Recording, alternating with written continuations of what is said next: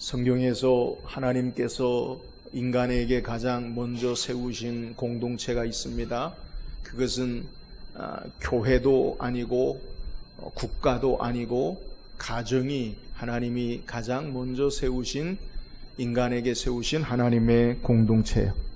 하나님의 창조 질서 가운데 하나님은 아담과 하와를 세우시고 가정을 이루게 하셨어요. 이것은 가정이 인간이 만든 인간의 필요에 의해서 세워진 그렇게 만들어진 것이 아니라 하나님께서 직접 세우신 거룩한 공동체다라는 것을 우리에게 소개해요. 하나님은 가정을 통해서 하나님의 생명의 역사를 이어가게 하시고 하나님을 예배하고 경외하는 믿음이 전수되도록 행하시고 하나님의 뜻과 하나님의 나라가 이 땅에 이루어지는 통로로 가정을 통해서 세상 가운데 흘러가게 하시는 역사를 행하신 거예요.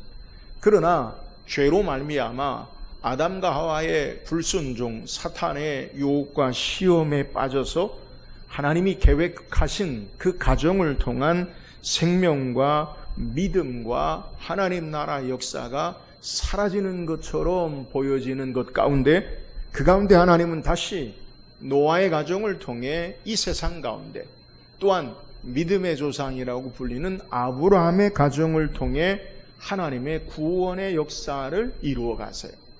사탄이 흔들고 하나님이 세운 가정을 파괴하고 그러므로 하나님의 나라와 믿음의 역사와 하나님의 생명의 역사가 없어지는 것 같은 위기 가운데서도 하나님은 하나님이 세우신 그 가정에 하나님의 사람들을 통해 하나님의 역사를 이루어 나가시는 것.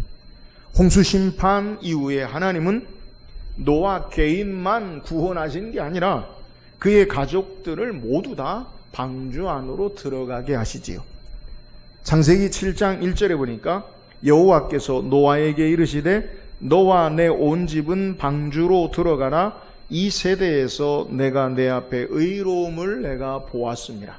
너와 내 온 집은 방주로 들어가라.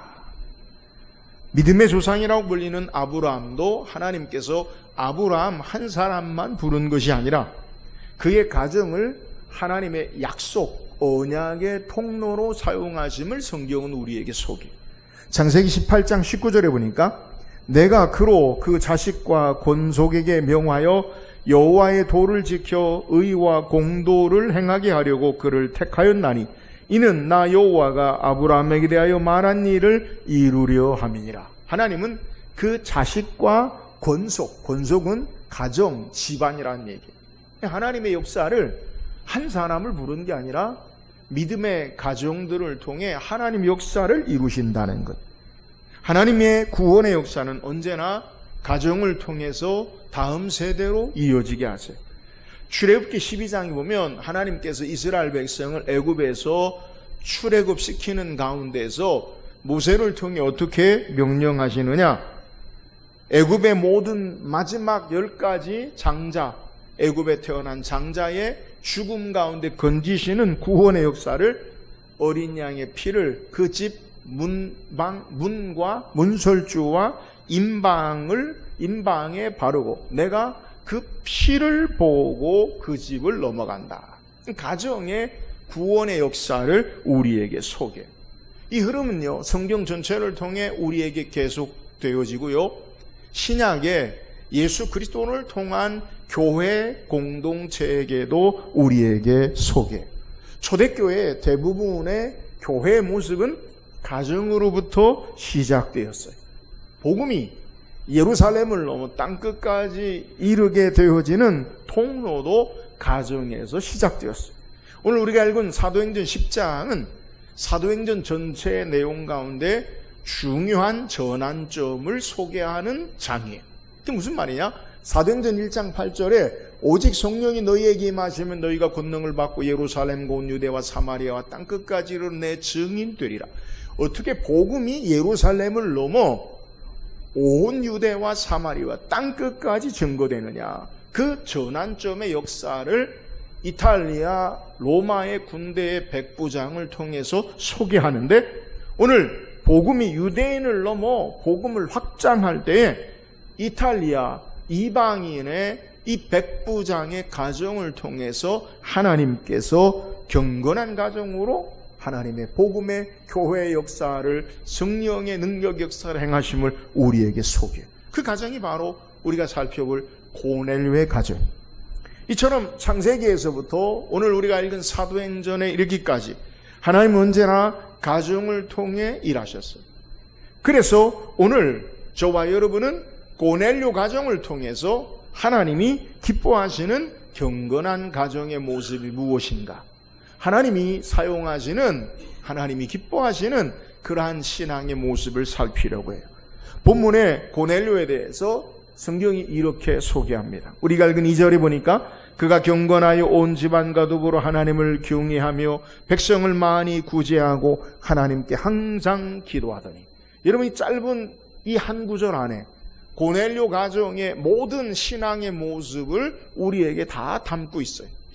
하나님이 기뻐하시는, 하나님이 사용하시는 그러한 가정의 모습이 무엇인지를 우리에게 소개하고 있다는 거예요.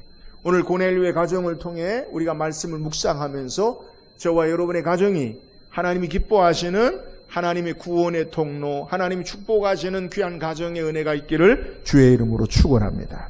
그렇다면 고넬료의 하나님이 기뻐하시는 가정의 모습이 뭐예요? 고넬료의 신앙을 오늘 성경이 우리에게 한마디로 소개하는데요. 오늘 10장 2절에 보니까 뭐라고 소개하냐면 그가 경건하여라고 우리에게 소개해요. 경건하다는 것, 헬라어로 유세베스라는 말인데 이 말은 경건, 신앙심이 깊은, 하나님을 두려워한 이라는 의미를 가지고 있어요. 70인역 성경에서는 여호와를 경외함이다라고 그렇게 번역하기도 해놓았어요. 이 경건하다라는 단어는 단순히 종교적인 사람이라는 말의 의미가 아니라 하나님 앞에서 올바른 삶의 자세, 태도를 가지는 것을 경건이다라고 사용해요. 하나님을 의식하며 하나님 중심으로 살아가는 것, 이걸 우리에게 소개하는 것. 그러니까 경건은 단순히 예배를 잘 드렸다, 교회 잘 다닌다, 그런 개념이 아니고 삶 전체가 하나님을 향하는 삶의 모습, 이것을 경건으로 우리에게 소개한다. 특별히 본문은요, 이 경건에 대해서 이야기하면서 경건과 더불어서 경건하여 하나님을 경외하며라고 우리에게 소개해. 온 집안과 더불어 하나님을 경외한다. 여러분, 경외가 뭐예요? 말 그대로 두려워한다. 근데 이 두려움이라는 것은 무서움, 공포의 두려움이 아니에요.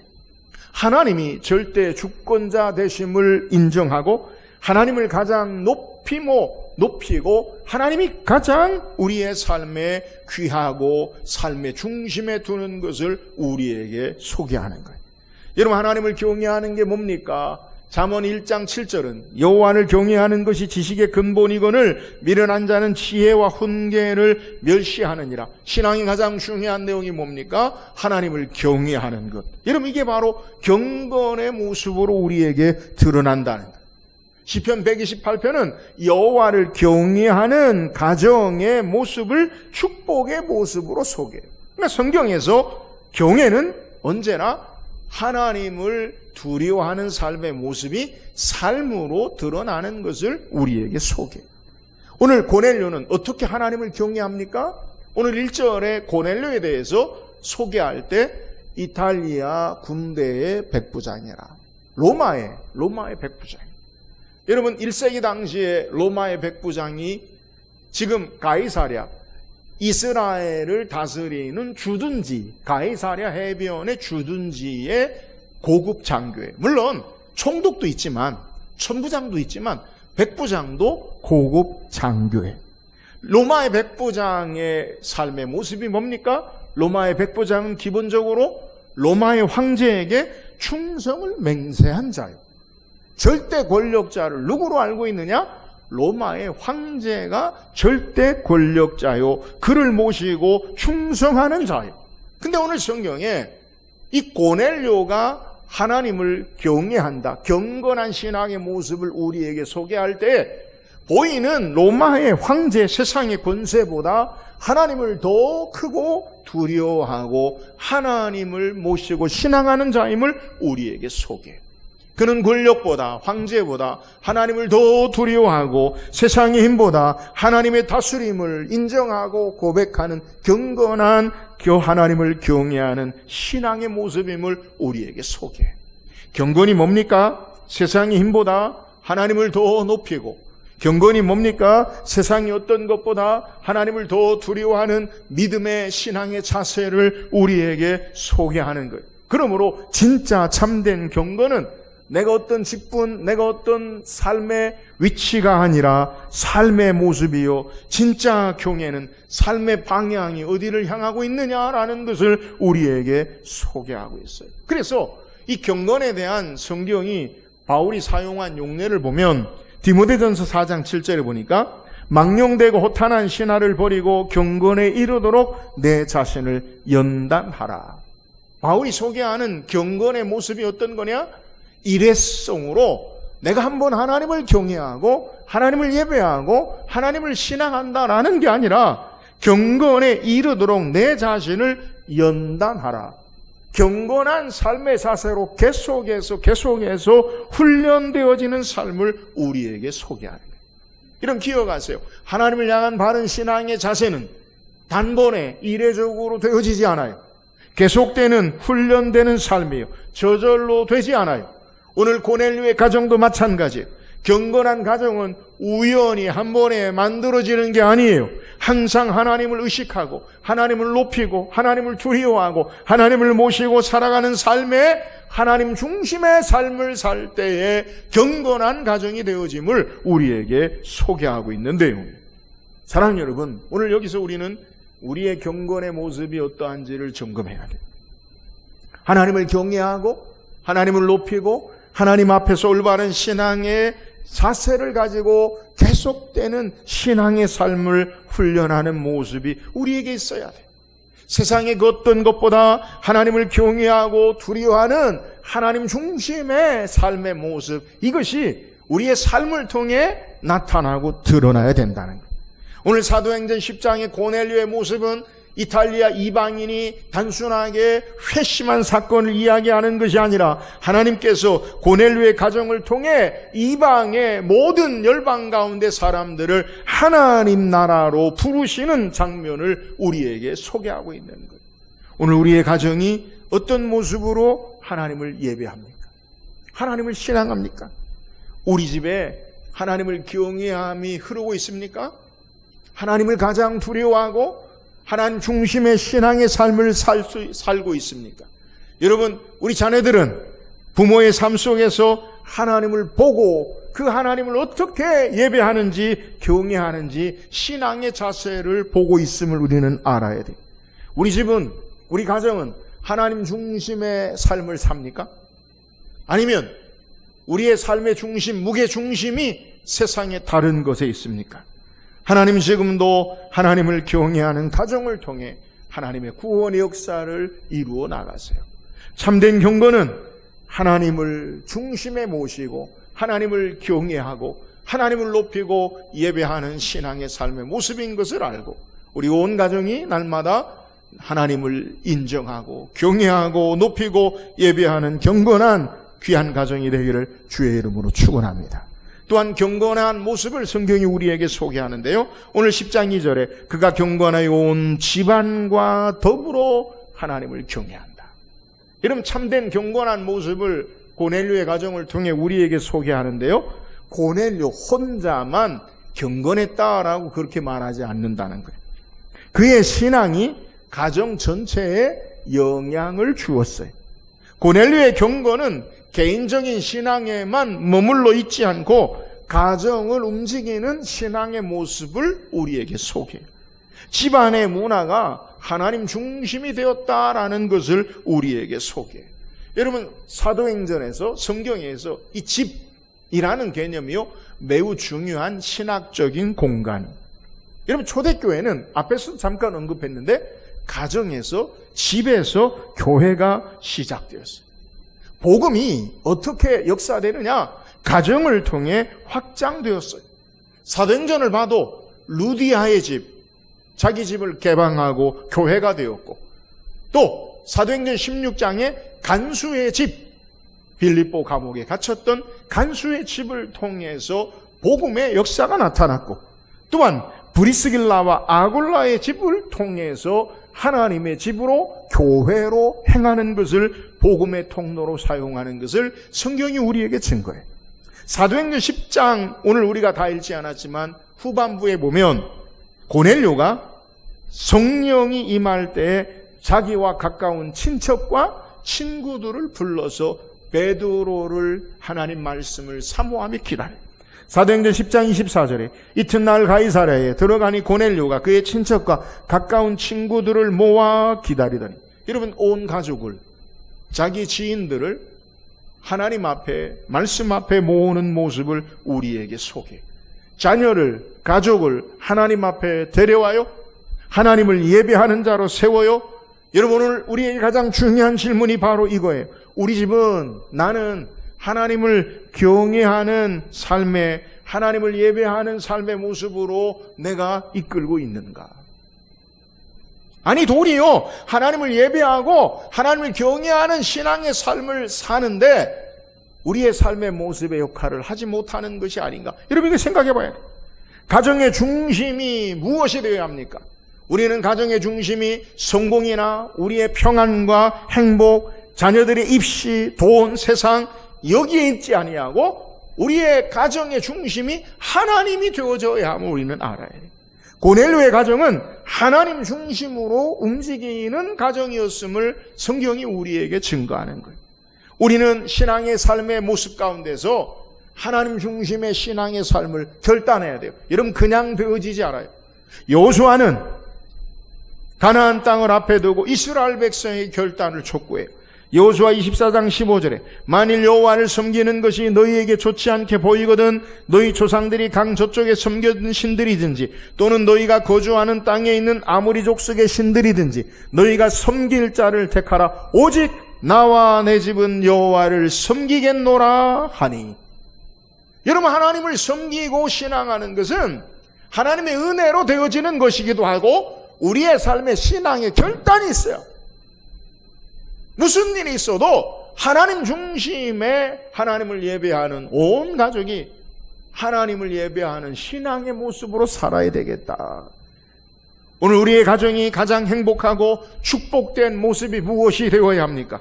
경제적인 풍요로움과 윤택함과 자녀들의 성공과 취업과 또한 우리의 삶이 소원을 이루는 것도 중요해요. 그러나 더 중요한 것은 온 가족이 하나님을 경외하는 축복이 있기를 주의 이름으로 축원합니다. 하나님께서 창조하신 가정을 통해서 하나님을 경외하고 하나님을 예배하고 하나님 나라의 역사를 이루는 가정으로 창조하셨음을 우리는 깨달아야 돼요. 가정을 통해 하나님의 역사를 행하시려고 하나님이 계획하시고 하나님의 뜻을 이루시는 것을 바르게 이해해야 된다는 거예요. 그러므로 하나님이 축복하시는 가장 기초적인 단위가 바로 가정이에요. 가정을 통해 교회를 세우시고 가정을 통해 하나님 나라를 이루어 나가심을 우리는 알아야 돼요. 그러므로 우리 가정이 하나님 중심이 돼야 돼요. 여러분, 이 사실을 놓치면 우리 가정이요 깨어지고 해체되어지고 하나님의 뜻을 행하지 못하는 것을 우리는 알아야 돼요. 교묘한 사탄의 우리를 유혹하는 삶의 모습, 가정이 단순히 남편과 아내의 문제가 아니에요. 하나님이 세우신 가정임을 깨닫고 우리 가정의 우선순위가 온 가족이 하나님 중심의 하나님을 예배하는 참된 경건한 복된 가정이 되기를 주의 이름으로 축원합니다. 또한 고넬료의 경건한 신앙의 모습이 뭐냐?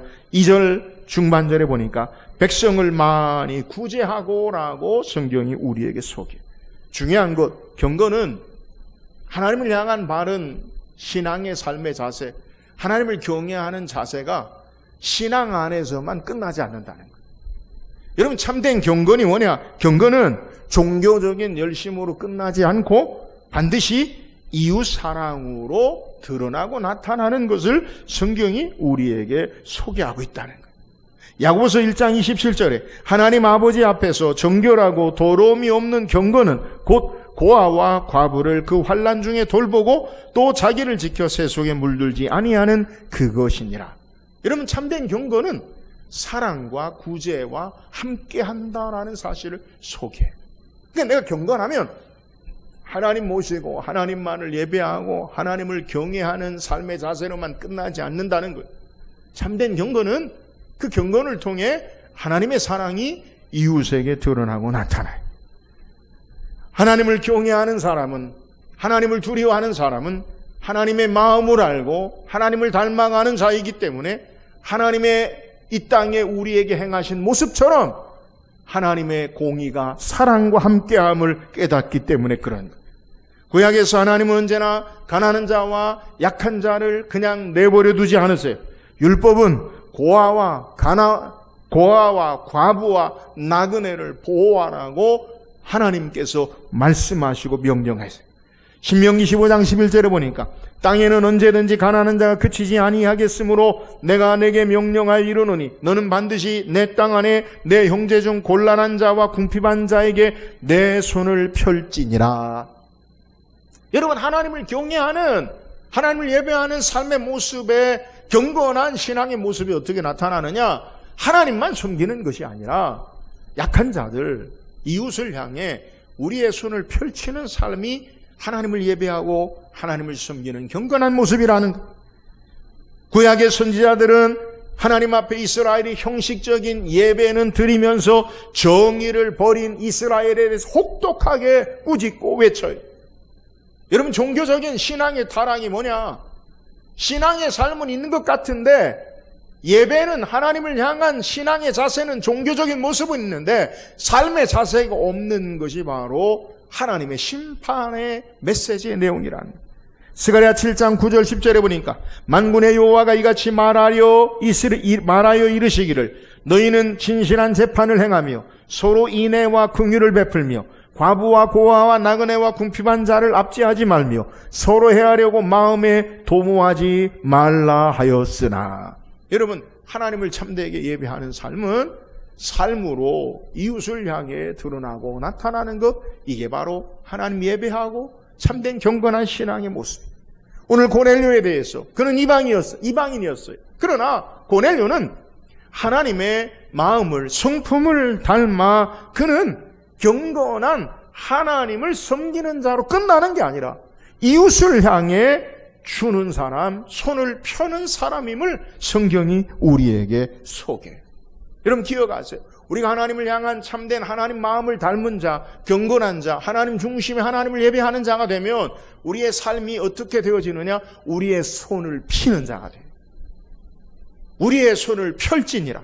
여러분, 모으고 가지고 내 것으로만 붙잡는 자가 아니라 우리의 손을 펼치는 자가 되어진다라는 거예요. 단순히 하나님을 예배하는 사람이 아니라 주는 사람이 되는 것을 우리에게 소개하는 거예요.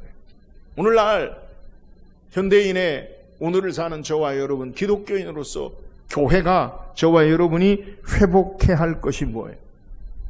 우리가 하나님 예배는 드리는데 참된 이웃을 향한 사랑이 없는 신앙, 하나님 앞에 기도는 하는 것 같은데 섬김이 없는 신앙, 말씀은 듣는데 이웃을 향해 돌보지 않는 신앙은 참된 성경적인 경건이 아님을 저와 여러분이 깨달아야 돼요. 고넬료의 경건은 삶으로 증명되었어요. 우리의 신앙의 모습을 보면 너무 감정에만 머물러요. 마음의 감동, 마음의 유익, 찬양을 통해 일시적인 마음의 감동, 또 예배를 통해 마음의 기쁨, 마음에만 머물러요. 행동으로 실천하지 않는 모습, 삶이 구체적으로 우리의 삶으로 드러나지 않는 모습이 오늘 우리의 문제예요.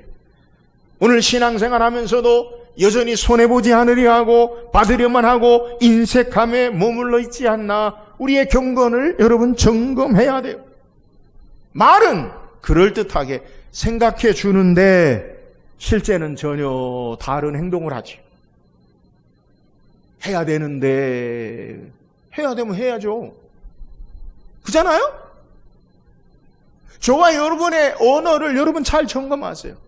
아니 해야 되는데 안 해. 말을 말든지. 그잖아요. 예수님은 우리를 위해서 내가 너희를 사랑한다라고 말씀만 하지 않으셨음을 우리는 깨달아야 돼. 제자들의 발을 씻기시고 자기 몸을 십자가에 다 내어주심으로 하나님의 사랑을 우리에게 확증하셨어요. 우리가 지난주에도 말씀 묵상했지만 여러분 고린도서 13장의 사랑장은 전부 동사고요. 현재 진행형이에요. 사랑은 계속해서 우리의 삶을 통해 드러나고 나타나야 된다는 거예요. 사랑 여러분, 우리 하나님을 참되게 경외하고 하나님을 예배하고 신앙하는 경건한 자라면 이웃사랑으로 드러나고 나타날 수 있기를 주의 이름으로 축원합니다. 삶을 통해 주의 사랑이 보여져야 돼요. 삶을 통해 주의 사랑이 증거돼야 돼요. 형제를 사랑하고 이웃을 사랑하는 실천적인 행동으로 참된 경건한 삶을 사는 저와 여러분 되기를 주의 이름으로 축원합니다. 또한 고넬료의 경건의 모습이 뭐예요? 마지막, 하나님께 항상 기도하더니. 이 고넬료의 경건의 신앙의 삶의 모습을 우리에게 소개하는데요. 경건, 하나님 앞에 참된 신앙의 삶의 자세가 어떻게 나타나느냐? 그만 혼자만 경건한 게 아니라 온 집안으로 더불어 하나님을 섬기고 예배하는 자예요. 그 경건이 어떻게 드러나고 나타나느냐? 이웃사랑의 삶의 모습으로 드러나고 나타난다. 그 경건이 어떻게 우리에게 성경이 고넬료의 경건한 신앙을 보여주느냐? 그는 하나님께 항상 기도한다라고 소개하고 있어요. 여기서 항상의 의미가 뭐예요? 지속성을 이야기해요. 그러니까 단회적인, 일회적인 것에 그치지 않아요. 한 번 하는 것, 그게 아니라 계속해서 그가 하나님 앞에 기도하는 사람. 여러분 항상 기도하는 삶의 모습이 뭐예요? 예수님의 모습이죠. 예수님 누가복음 22장에 예수께서 습관을 쫓아 감람산에 올라가 기도하시다. 예수님 항상 기도하셨어요. 삶의 호흡 같은 기도요. 그리고 그 기도, 항상 기도를요, 오늘 성경의 중요한 내용이 뭐냐? 하나님이 기억하셨다. 하나님이 기억하셨다. 오늘 본문 4절에 천사가 이야기합니다. 고넬료가 주목하여 보고 두려워 이르되 주여 무슨 일이니까? 천사가 이르되 내 기도와 구제가 하나님 앞에 상달되어 기억하신 바가 되었으니.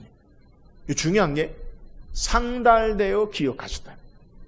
여러분 본문에 상달되다라는 말의 의미가 뭐냐? 헬라어로 올라가다, 위로 올라가다. 이게 상달이에요. 근데 단순히 위로 올라간다라는 의미가 아니라 이 표현은요, 구약의 제사 개념과 같은 의미를 가지고 있어요. 그러니까 구약에 하나님 앞에 제사를 드릴 때에 그 제물을 태워드리면 그 향기를 흠양하신다, 이런 표현을 성경이 사용해요. 단순히 정보가 올라갔다는 게 아니라 하나님께서 그 하나님 앞에 그의 삶 자체를, 향기를 받으시는 제사적인 표현을 우리에게 소개해요. 창세기 8장에 보면 홍수 후에 노아가 여호와께 제단을 쌓고 제물을 취하여 번제를 드렸을 때에 창세기 8장 21절 상반절에 보면 여호와께서 그 향기를 받으시고, 구약 레위기 전체에서도 하나님 앞에 하나님이 흠양하시는 그 내용이 뭐냐? 하나님이 향기로운 냄새를 받으셨다. 여러분 생각해 보세요. 단백질 타는 냄새 아시죠? 머리카락 타는 냄새. 머리카락을 태워봤어야 알지. 여러분 냄새 좋아요? 안 좋아요? 안 좋아요. 안 좋아요. 이 짐승을요 이렇게 태우는데 그렇게 냄새가 좋지 않아요. 근데 성경은요 향기로운 냄새로 하나님이 흠양하심을 소개해요. 히브리어로 레하우 니호하우라는 말인데 하나님이 기쁘시게 받으시는 예배를 우리에게 소개하는.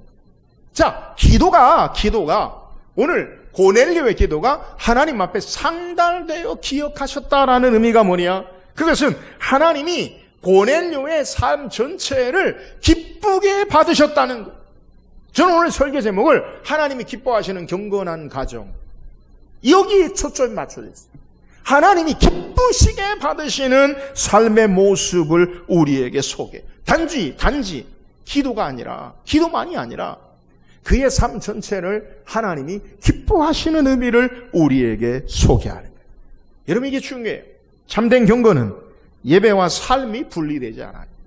고넬료의 기도는 단순한 종교 행위가 아니라 삶으로 증명된 하나님이 기뻐하시는 삶의 예배의 기도음을 우리에게 소개합니다. 하나님, 우리의 말로만 드리는 기도가 아니라 삶으로 드리는 기도를 받으셔. 그래서 그의 기도와 구제, 이것이 하나님이 기억하신 바가 되었음을 우리에게 소개합니다. 기도는 단순히 우리의 입술만 드리는 게 아니라 사랑과 경외함과 우리의 삶을 드리는 것, 그것을 하나님이 기억하셨다고 성경이 우리에게 소개해요. 여러분, 하나님이 기억하시면 어떻게 역사하십니까? 고넬료의 기도가 하나님 앞에 상달되어 하나님이 기억하신 바 되어서 천사를 보냈어요. 베드로를 보냈어요. 말씀을 보냈어요. 온 집안이 세례를 받고 하나님의 성령의 역사로 하나님의 복음이 이방인에게 넘어가는 결정적인 중요한 통로의 역할을 행하는 것을 성경이 우리에게 소개하는 거예요. 기도하는 가정, 삶을 드리는 가정 위에 하나님께서 임하시고 역사하시고 하나님이 기억하시고 함께 하심을 우리에게 소개하는 거예요. 여러분, 사도행전에 하나님의 성령의 역사를 살피면 기도와 연결되어 있어요. 삶을 드리는 기도와 하나님께서 함께 하심을 우리에게 소개해요. 오늘 고넬료는 기도하는 사람이요, 삶을 드리는 사람이었어요. 마가의 다락방도 기도 가운데 하나님의 오순절 성령 강림의 역사가 나타났고, 베드로도 기도하는 중에 환상으로 이 고넬료에게 가는 하나님의 사명을 받은 것을 성경이 소개하고, 바울도 기도하는 가운데 마게도냐인의 환상을 통해 복음을 전하는 삶의 길을 결정하는 것을 성경이 우리에게 소개해요. 기도하는 가정 위에 하나님이 임하시고, 기도하는 개인에게 기도하는 삶 속에서 하나님께서 일하시고 역사하심을 우리에게 소개하는 거예요. 사랑하는 여러분, 고넬료는 기도하는 가운데 하나님이 기억하시고 응답하셨어요. 오늘 기도가 바로 하나님의 역사를, 우리의 삶을 받으시고 하나님의 역사를 행하는 통로임을 우리에게 소개해요. 경건한 삶의 모습은 기도가 연결되어 있지 않은 삶의 모습은 없어요. 경건은 하나님을 향한 바른 신앙의 자세는 기도하는 삶과 연결되어 있음을 우리는 깨달아야 돼요. 기도하는 가정에 하나님께서 일하시고 기도하는 개인을 통해 하나님께서 역사하심을 우리에게 소개하는 거예요. 저는 간절히 바라기는 우리 성화교회 성도들이 기도하는 가정이 되어서 우리 가정을 통해 하나님의 역사를 이루고 고넬료처럼 하나님의 뜻을 하나님이 기억하시는 축복의 경건한 기뻐하시는 귀한 은혜가 있기를 주의 이름으로 축원합니다. 기도의 바른 관계 속에서 하나님이 일하시고 하나님이 역사하시고 하나님이 기억하시고 하나님이 기뻐 받으시는 귀한 우리의 가정이 되기를 주의 이름으로 축원합니다. 오늘 성경 우리에게 하나님이 기뻐하시는 경건한 고넬료의 가정에 대해서 성경이 소개해요. 하나님 기뻐하시는 경건한 고넬료의 가정이라는 것은 단순히 고넬료의 가정이 예수 믿고 구원받았다라는 게 아니라 복음이 이방을 향한 축복의 통로로 연결되는 거예요. 여러분, 우리의 신앙의 삶을 기억하세요. 하나님이 저와 여러분을 예수 믿고 구원받은 자로 세우신 것은 나만 축복의 사람이 아니라 우리 까닭에 세상을 향한 구원과 축복의 통로로 사용하심의 사명이 있음을 믿으시기를 주의 이름으로 축원합니다. 어떻게 고넬료의 가정을 통해 복음이 이방으로 넘어갑니까? 그는 경건한 신앙의 사람이었어요. 경건한 가정이었어요. 하나님을 경외하고 하나님을 예배하고 하나님 중심에 하나님을 높이는 경건한 삶에 계속되는 신앙의 삶. 경건은 훈련되는 삶의 모습입니다. 우리 가정이 하나님을 예배하고 하나님 중심에 하나님을 예배하는 경건에 계속되어지는 아름다운 경건한 가정이 되기를 주의 이름으로 축원합니다. 고넬료의 가정의 경건한 신앙의 모습이 무엇입니까? 고넬료의 가정의 경건한 신앙의 모습은 온 집안이 하나님을 예배하고 경외했어요. 이 말은 온 집안의 삶의 중심이 하나님이었다는 것. 오늘 우리의 삶에 어찌하든지 하나님께로 하나님 중심의 가정의 문화가 되어져야 돼요. 여러분, 하나님이 여러분의 가정에 가장 존귀되어지고 하나님 중심의 신앙의 경건한 가정이 되기를 주의 이름으로 축원합니다. 고넬료의 가정에 경건한 신앙의 모습이에요. 경건한 신앙은 종교적인 삶의 모습에 그치지 아니하고 이웃 사랑으로 드러나고 나타나요. 주께서 우리를 사랑하셨듯이 하나님이 우리를 사랑하시는 하나님의 마음을 알아 우리의 삶이 하나님의 사랑을 실천하는 참된 경건한 가정으로 하나님의 뜻을 이루기를 주의 이름으로 축원합니다. 고넬료의 경건한 신앙의 모습이 뭐예요? 하나님 앞에 항상 머무는 기도, 하나님이 기억하신 바 되어지는, 하나님이 기뻐 받으시는 경건한 삶에 기도하는 가정임을 우리에게 소개해요. 우리 가정들 축복의 가정으로 늘 깨어서 기도하고 하나님이 기억하시고 하나님 기뻐하시는 경건한 하나님의 뜻을 이루는 우리 모든 성도의 가정이 되기를 주의 이름으로 축원합니다.